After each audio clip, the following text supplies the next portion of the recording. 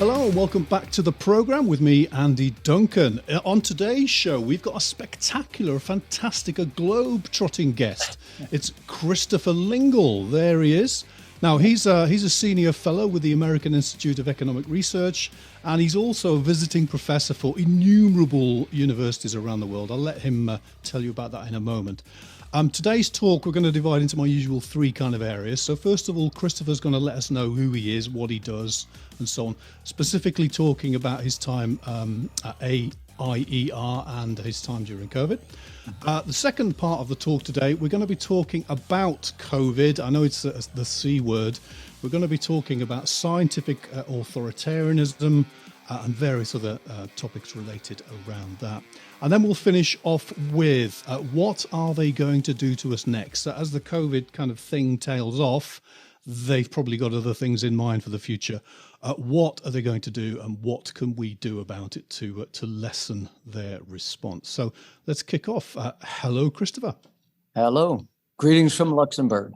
You're in Luxembourg. Now, every time I see a post from you on social media, you're in Bangkok or you're in the Spice Islands or you're... can you tell us about all these visiting professorships and about your kind of academic life globe-trotting around the world?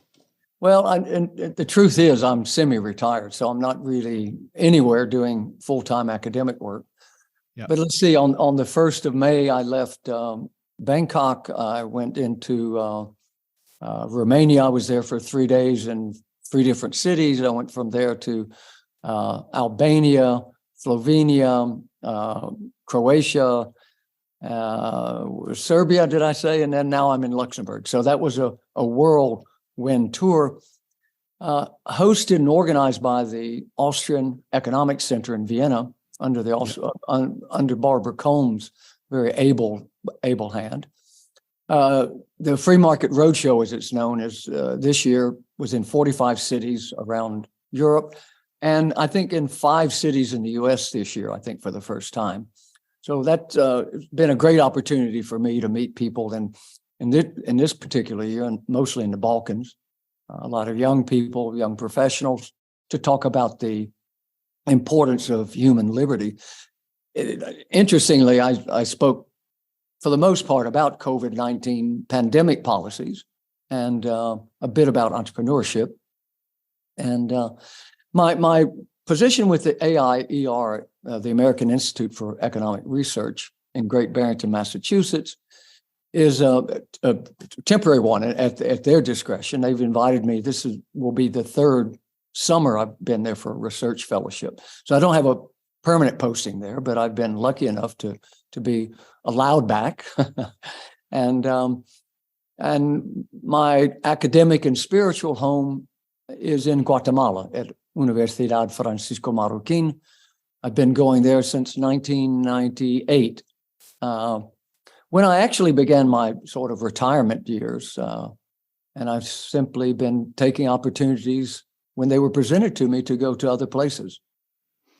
You sort of have the life I kind of dreamed of. I'd kind of like to have been you in a way. If I'd done an economics degree and then become a professor of economics or something, but my life didn't go that way. But yeah. I wish it had in some ways, listening to all of that. I don't know how you keep up with all the different time zones you're in. You travel even more than me, and I thought I traveled too much. But so where did you get stuck during COVID? Where were you when it was all going on? Well, I left Bali on my way to, I thought, India and Nepal, where I had some things set up in early 2020. And then from there, I was going to go back with the Free Market Roadshow. First stop was Albania, I think, so on. And when I landed in Bangkok, the news came out that India had shut down its borders. So I said, well, I was in Bangkok. And I thought, well, I think I'll go over to Phuket. I had some friends there. It was an island, and it would be all over in a couple of weeks' time. I had no... Just 2 weeks to flatten the surfing curve. Yeah, I had no imagination that the extent of the repression and the acceptance of the repression that we went through over the last 3 years. I mean, it's still stunning to me. I remember back in March of 2020, when the Japanese were talking about suspending or they're uncertainty about the Olympics. And I said, well, that's July. I mean, this is an absurdity. There's no way that an event like that, with so many years of planning and so on, would have some sort of problems. But little did we know. And the way they snuck it up on us as well, wasn't it? 2 weeks to flatten the curve, and then we're just going to start this little lockdown thing going on, and then it just became ridiculous. But one person they seem to turn to, because whenever the state sees an opportunity, it tends to grab whichever educationalist technocrat has the worst possible story.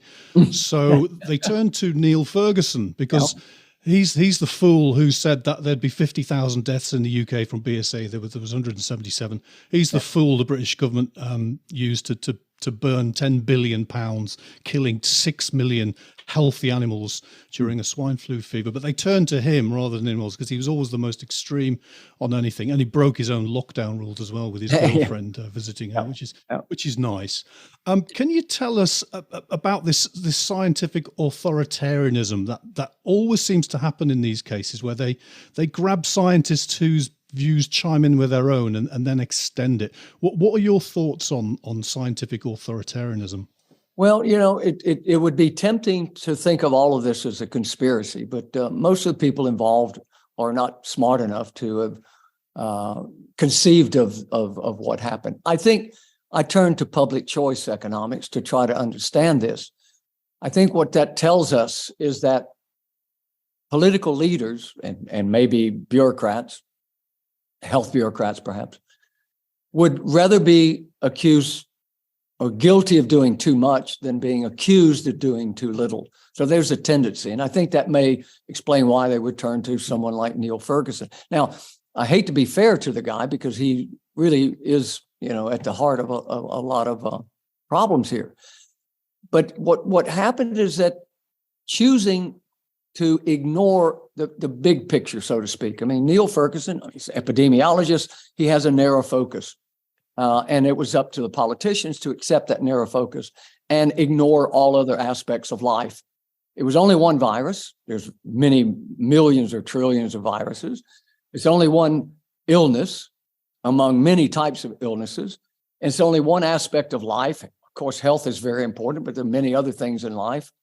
But we ignored every other aspect.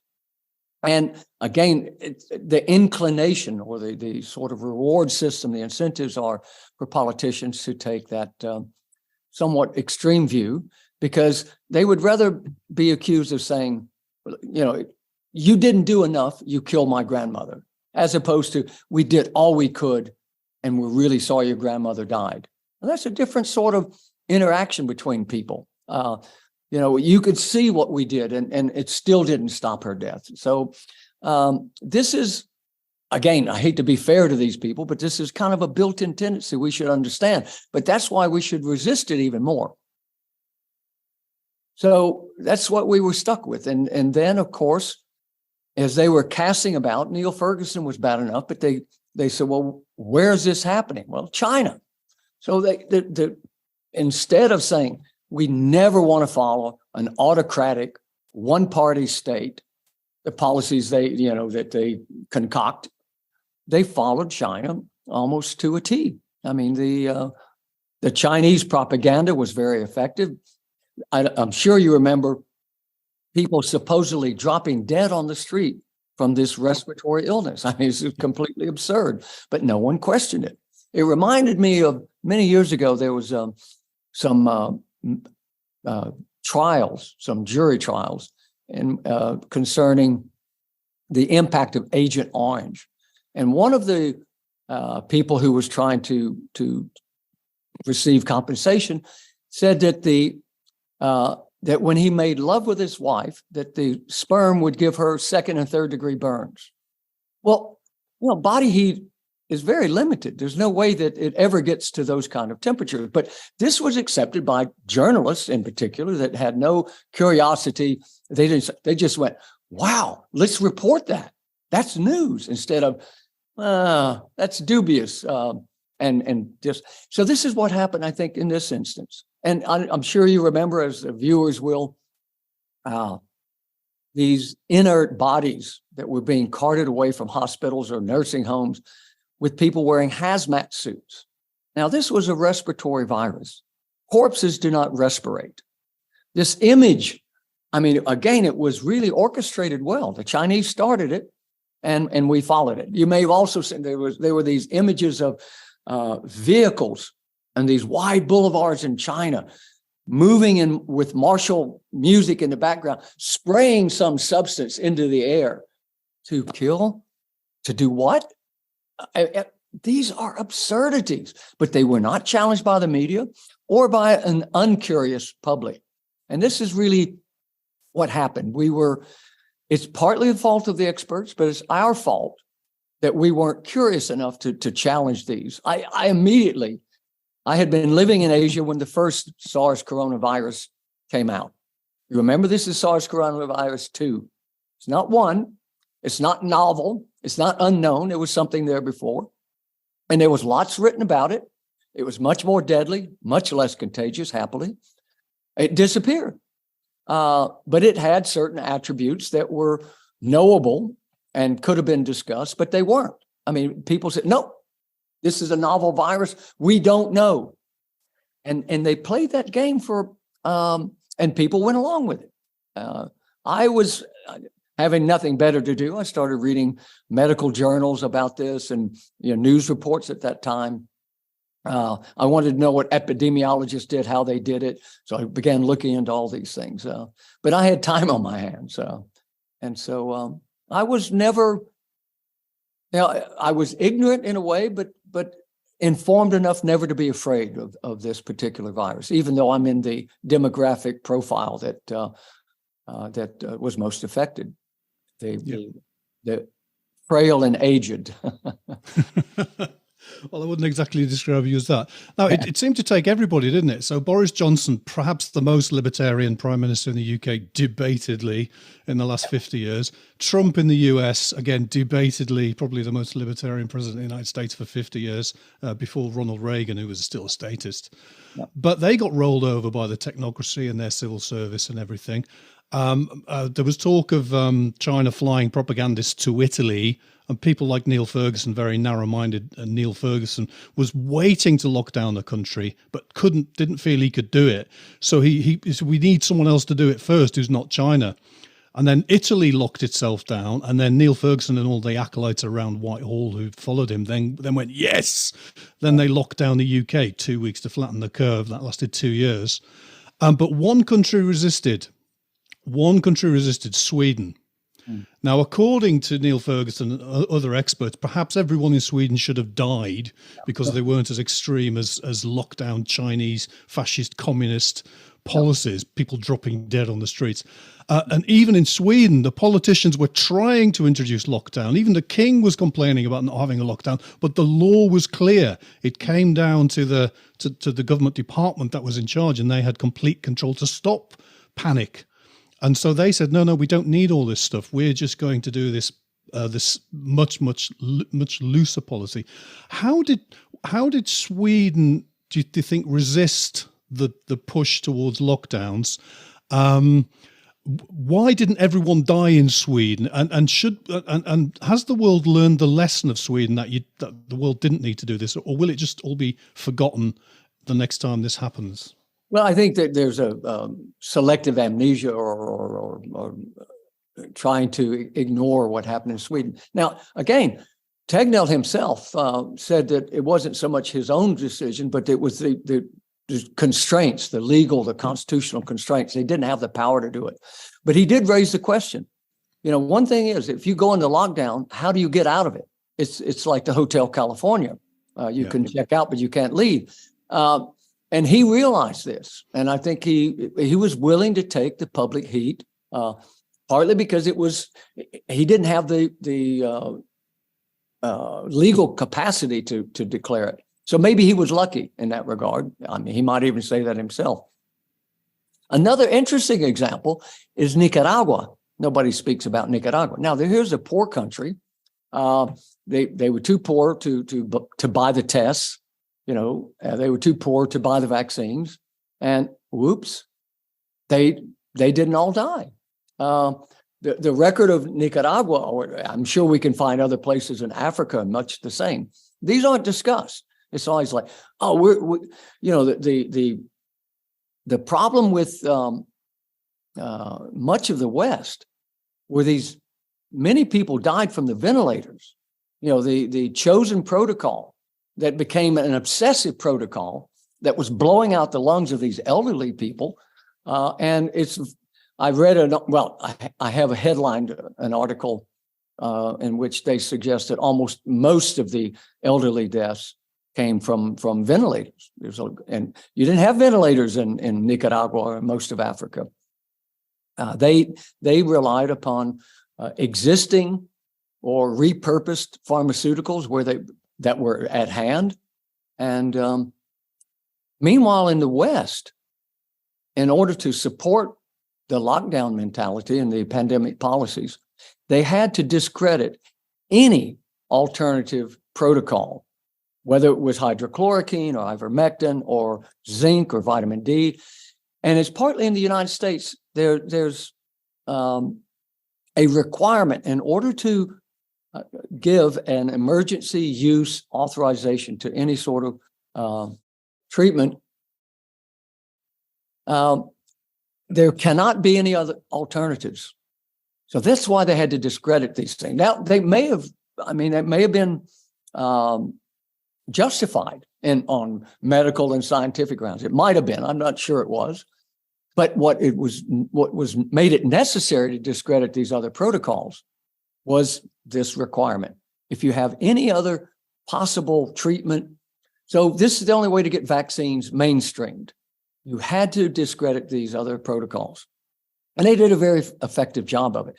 Horse dewormers this was a nightly news disparagement of ivermectin, one of the safest drugs, cheapest. It was never even patented.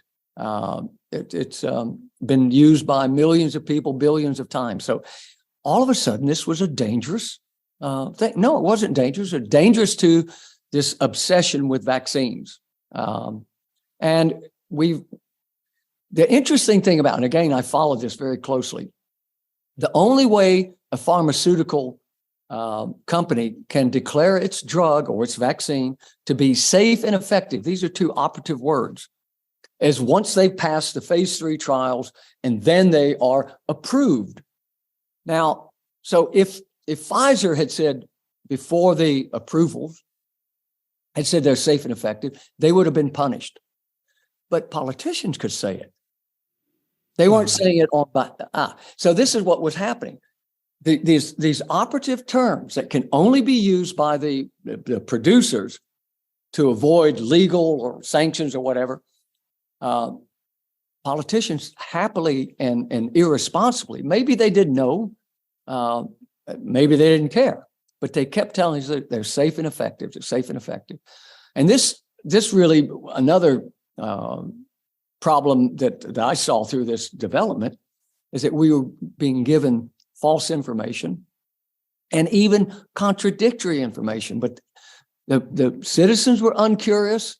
We had journalists that became stenographers rather than investigators, and they simply parroted the pandemic policy narrative. And this is really one of the most disappointing periods of my entire life. I mean, the erosion of, I think, human liberty, but also we've seen a destruction of social trust that comes from market transactions.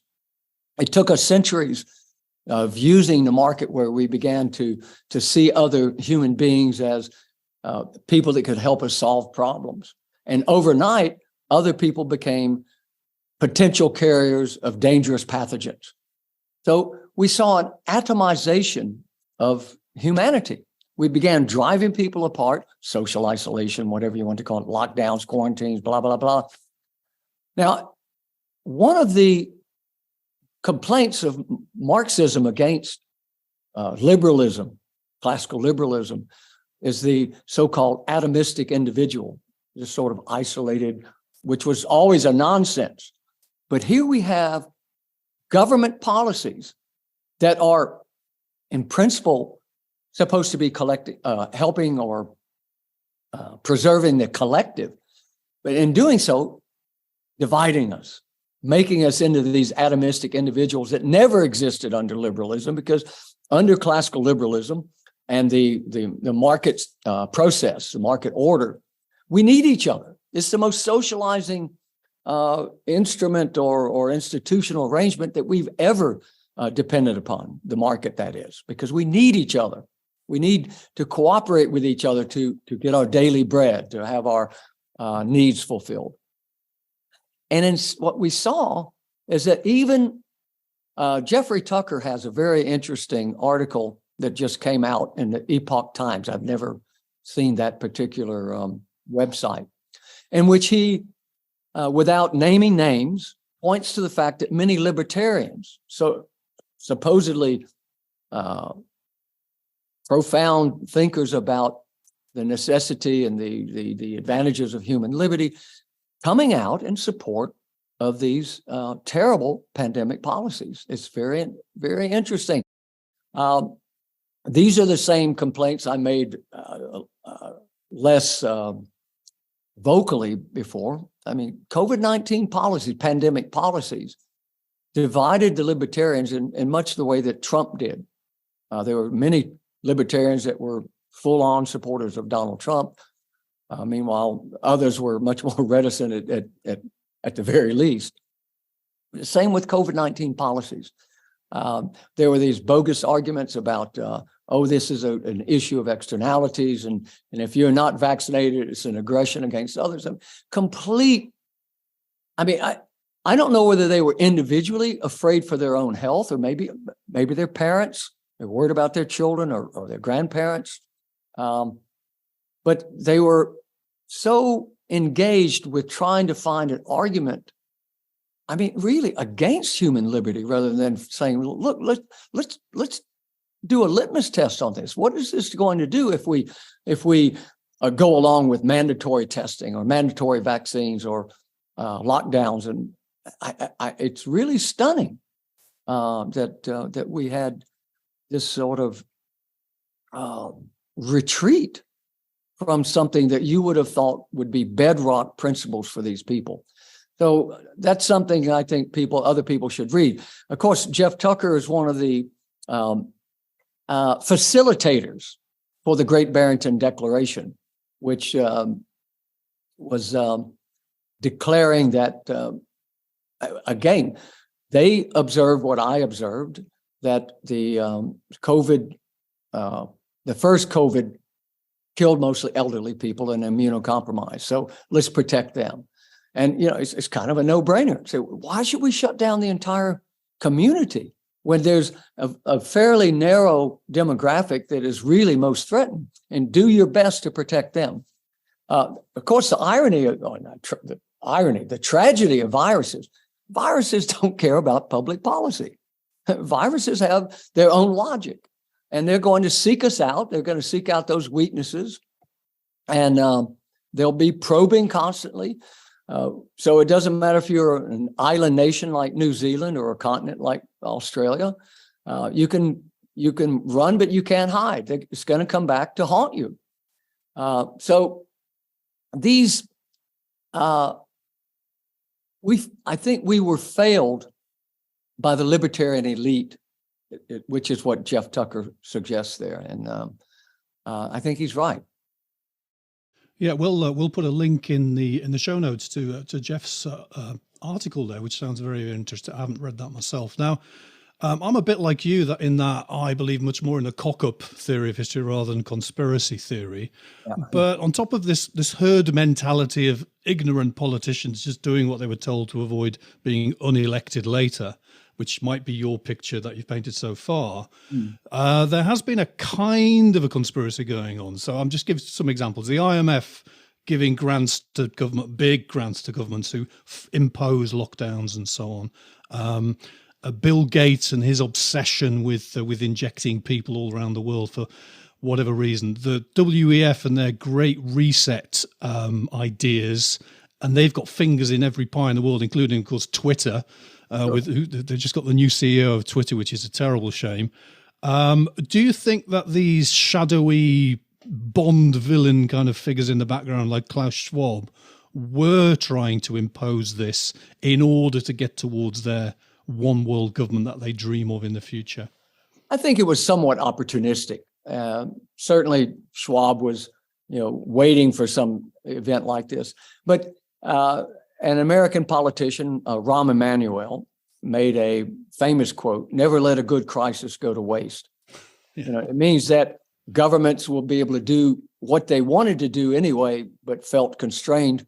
And Hayek preceded that by saying, emergencies or crises have always been used as a way of repressing human liberty. So we had these warnings that we should have been alert to. Now, I have a kind of a pop theory on this, that Bill Gates, I think he's been trying to oversee and funding investigations for a vaccine against malaria. Now, that's a nice way to spend your philanthropic money. But I think what happened with Gates, he said, I've got this vaccines, and I need a problem. COVID. So he had a solution, but he needed a problem, and COVID presented itself. So he went full on this. And again, the early sort of motivations were perhaps more pure in a sense. I don't think he was necessarily, and people suggested he's trying to has an image of finding something to lower population or population growth. I don't think that's the case. Now, there was another thing. There was a problem that needed a solution. So Bill Gates had a solution, vaccine. It needed a problem, COVID. And then there was another problem, Donald Trump. It needed a solution, COVID. Well, because Donald Trump would have been reelected in a landslide. The economy was doing reasonably well, better, and minorities were faring quite well under the economic times prior to this COVID incident. So it's really interesting how those things unfolded. Now, I don't know that there was a global sort of conspiracy, whatever, to get rid of Donald Trump, but it was certainly, so COVID satisfied many different, or the pandemic satisfied many different needs or whatever from different perspectives. I also worry about the reach of the World Economic Forum into so many. I mean, they've been so triumphalist about declaring that they have people in almost every Western liberal democracy everywhere in the world. This is something, again, where are the journalists of my generation that would have said, that's got a bad smell to it? Do we really want, if we said we have libertarians at high levels of every government, there would be an inquiry into that. But there's not any. But it's partly because they're all on the same page. And unfortunately, the main feature on that page, which everyone is reading, is the climate crisis. And this is, I think, it may be in a way an accidental way of getting there, but the pandemic policies were a trial run, a dress rehearsal, I fear, for what is really out there. Look, this was only one illness that maybe some of you might have died from, and you accepted all of these repressions. But climate action is something that will save us all, because we will all be wiped out. Humanity is an existential crisis. If we do not act now to ban carbon-based fuel consumption, we're all going to die. So I really fear that this is, and it will be compelling in the same way that, in a different way than the COVID-19. They look around you, there's evidence. Even though there's contradictory evidence, but they use everything that happens is based upon climate change. It doesn't matter if you're talking about increased income disparities, social inequalities, racism. This is, I mean, it's unbelievable what is, you know, I don't know. I mean, it's to the point of absurdity in a way that climate change is the source of every bad thing that happens in our lives. And again, we have a media that unchallenged that reports this without challenging it. And this is I mean the propaganda, the brainwashing, the influencing of the earlier generations to my own has been very effective in that regard. And that to me is very troubling. Yeah, the thing with global warming or climate change or whatever is when I was a young boy about 5 years ago, we were taught that we were in an interglacial. Yeah. I was in a normal state school, and we were told in geography lessons that we're in an interglacial. We're probably going into an ice age. There'll be some ups and downs. It was very warm about 8,000 years ago, the Holocene maximum. There was the Minoan warming. It got very warm during the Roman times. It got very cold in about 1500, 1600, the Little Ice Age. It's probably going to get warmer now, but it'll get colder. Eventually, we'll end up in another glaciation. And that was just standard teaching in state schools of all places. Sure. We've seen the state get rid of all that. I don't think you'll find a state school in England that teaches that anymore. They ignore the Great Barrington. That it was taught. They don't even teach that it was taught. Yeah. They completely ignored the Great Barrington Declaration, which again was something to do with the AIER. Now, they only fund scientists who are telling the messages that they want, and they absolutely destroy any scientists who ever dare to say anything against the narrative. But do you think people will accept these things? So during COVID, you could say, well, I don't want to kill my grandmother. Yeah. So although I know wearing a mask is a complete waste of time and will probably give me lung diseases, I'll put up with it because I don't want my grandmother or other people's grandmothers to die. But will people accept you can't get on this plane today because you've used up your air miles? The people who go on private jets to Davos have decided that you only had 2,000 flight points a year and you've used them up, so you can't get on a plane, or you can't have that red meat because you've used up your cow points and you must eat the soy sausage rubbish. Will people, we've seen some resistance to the COVID stuff. So in Austria, they were going to make it mandatory to get stuck with these injections, with these things that give you heart disease. Yeah. But the people in Austria, it was a very small call, 1-2% said, no, we are not doing this. Lock us up. We're not going to do this. And we saw resistance in Australia and New Zealand eventually to their draconian policies, and we've seen their politicians all got rid of. It probably could have been better in Canada, but somehow Trudeau survived all of that. We did see some resistance to COVID, even in the Anglophone Western countries. Do you think we'll see much more resistance to impositions because of environmentalism? No, I'm afraid not. And you know, I engage a number of pop theories that are just things that come into my head at times. Many of the CEOs that are supporting woke policies for whatever particular outcome, which could include global warming, whether we look at the inanities of these diversity, what are they called? Diversity, equality, and inclusion, or worrying about the carbon footprint of a corporation. I really think to a large degree, these CEOs are responding to the reactions of their children and their spouses.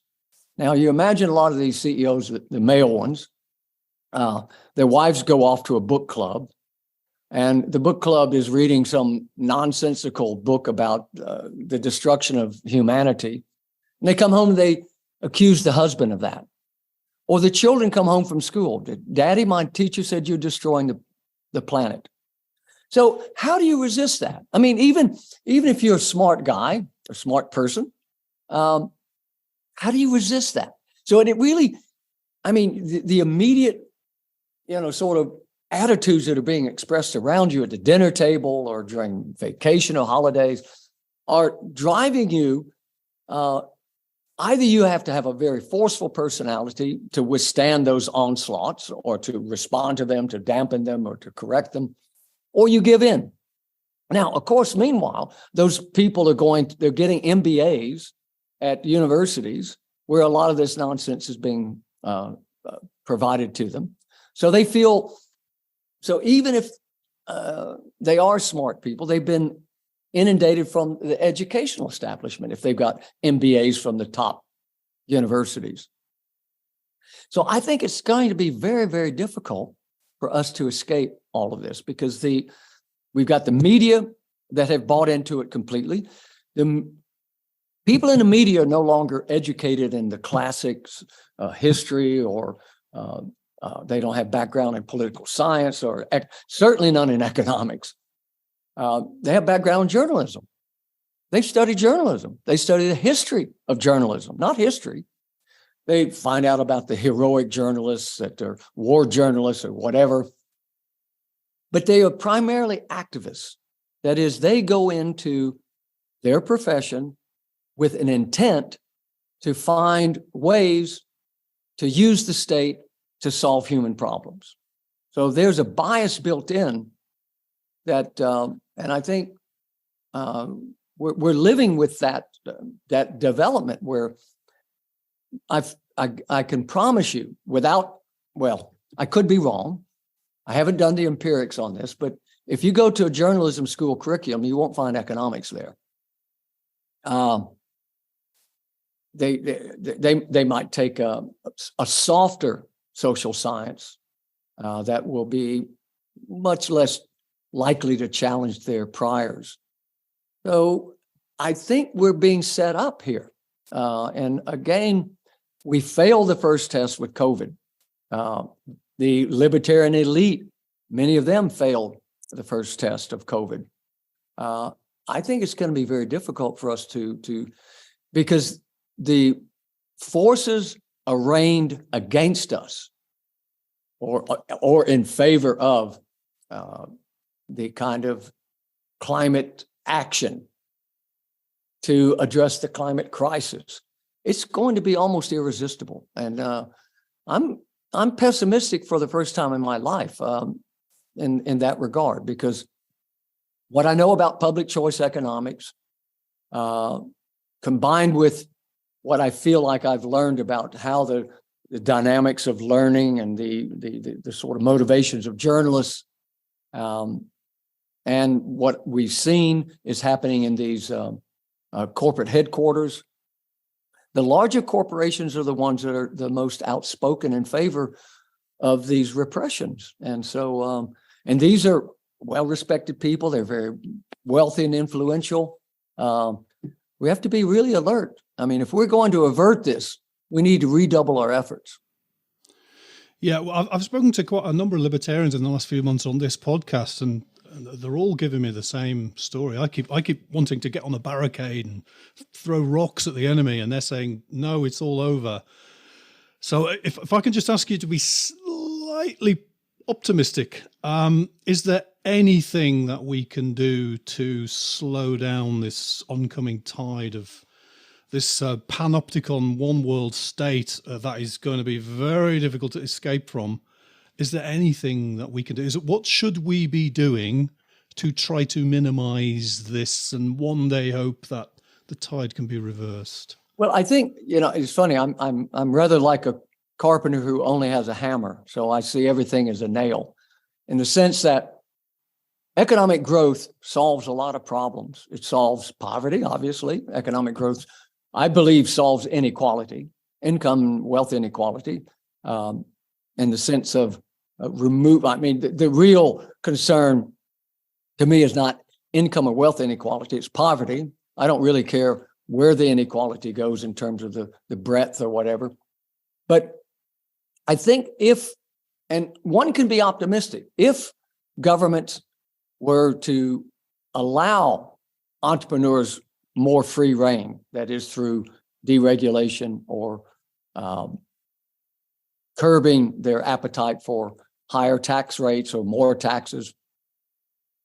I think the distractions from enjoying life under a vibrant economy would make it more difficult for people to be turned towards accepting these kind of repressions. But this is what's convenient about these lockdowns, is that they made people somewhat miserable economically, uncertain about their future. So they were more willing to turn to the state for an answer. I think if we go back to days where we had a more free and open access to economic growth and development, I think this would make it more difficult to have the kind of impositions that I think are in store for us otherwise. So now I'm pessimistic about whether politicians are going to do this. I mean, even if Boris Johnson had somehow survived, I mean, Liz had some libertarian ideas, and she lasted, about 45 minutes. People were not ready to listen to her proposals. And unfortunately in the U.S., I don't think Trump has a clear vision of anything really, other than satisfying his own ego. He did do some, maybe by accident, some good things, or at least he had spoken in favor of some good things. But on the other side, the Democrats have been doing everything consistently wrong. I believe in terms of moving the country, the U.S. in particular, towards a more entrepreneurial-driven economy. And until we somehow recuperate that, I mean, there was, what I think social media and the development of the internet began to make entrepreneurship more achievable for many people, because we moved from a situation where physical capital was very important. You had to build big factories, and you had to take large risks of capital for long periods of time. And then these rewards, were perhaps even to other people justified. And now a lot of the wealth creation is through human capital. Some kid sitting in the basement, coming up with an app, and overnight becoming a millionaire. And so entrepreneurship became, it seemed to be more accessible, more available, more respectable. But now we're beginning to lose that. Again, the sort of the glorification of the state actor who's spending other people's money on other people. Somehow that has become an idealized public figure. And until we recuperate this sort of idea that the entrepreneur is really the source of not only economic progress, but social progress, I think that's the road ahead is much more difficult until we get there. We've got to understand that entrepreneurs within a market-based logic, without state privileges, without state-granted monopolies, without state protections, that this is the way that we need to move forward. And if we are to get there, we will ignore the entreaties, the demands of the talking heads and the political forces. We can say, look, we can live without you. We're doing very well, thank you. And you just go on and we'll leave you in the background, which is where the state should be. It should be sort of just background noise that sometimes needs to be quieted down.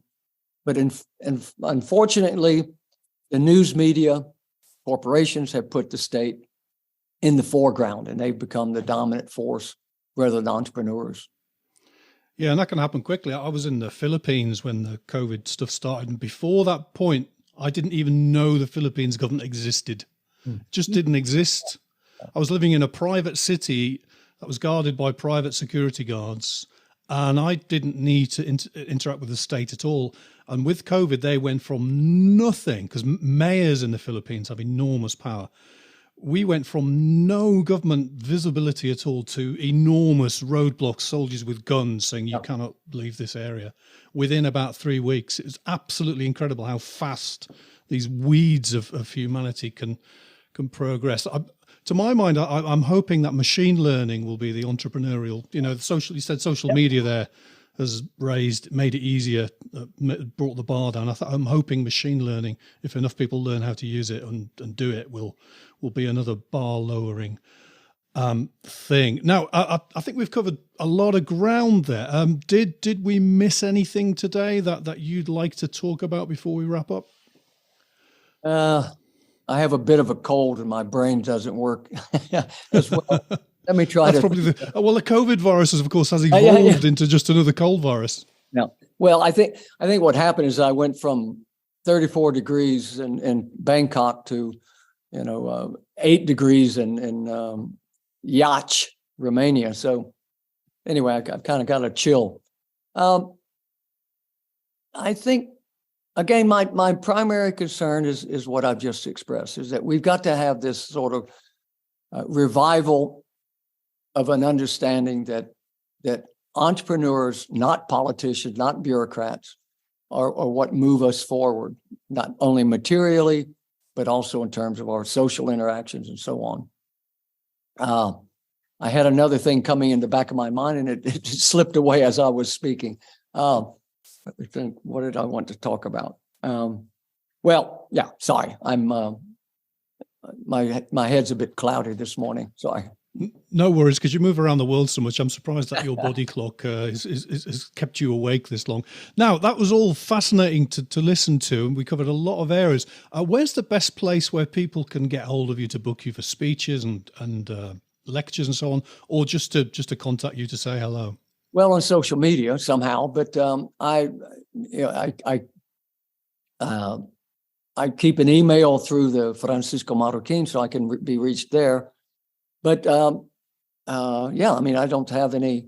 I no longer have a website. I used to do some consulting, and I no longer do that. I give sort of invited talks, like we did with the Free Market Roadshow.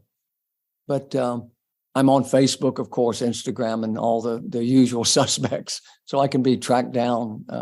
And I'm sure I am tracked down somewhat, as you must be observed by the Stasi of our days, whoever that might be.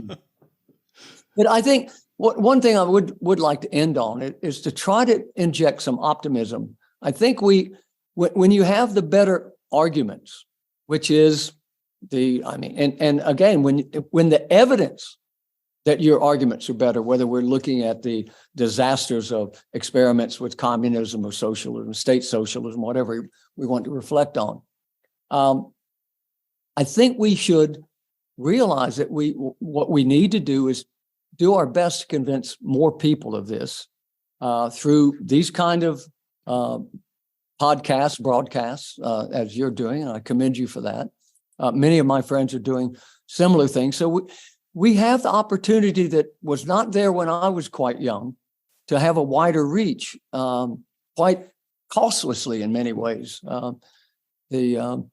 If people are curious, they'll find this particular broadcast and hopefully find something useful. So I think we could be more optimistic, and I think in doing so, we just have to keep moving forward. And I applaud your efforts, and I hope you'll gain a wider audience.